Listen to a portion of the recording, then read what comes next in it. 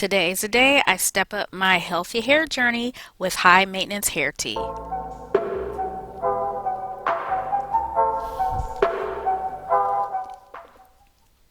Welcome back, Roses. This is Olena from OlenaRosanne, and today I will be trying this herbal hair tea from High Maintenance. I got it in my last video, so let's try it now. I don't know if this is loose tea or tea bags, but yes, it is tea bags. So convenient. So, the directions are to take 1 tablespoon or tea bag. Since I have a tea bag, I'm going to go ahead and put that into a cup of boiling water. So let me go ahead and boil this water first.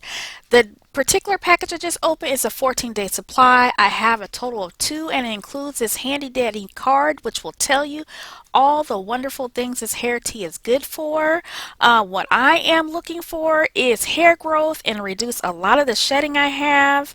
I need to strengthen my hair, and my scalp is super dry at all times of year, but especially now.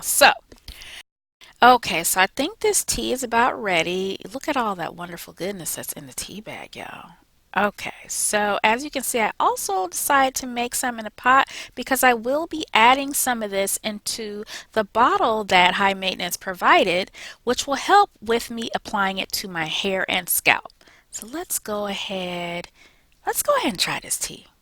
I wonder what it tastes like. Okay. It tastes good. It actually reminds me of chamomile tea, which is one of the ingredients in this particular hair tea.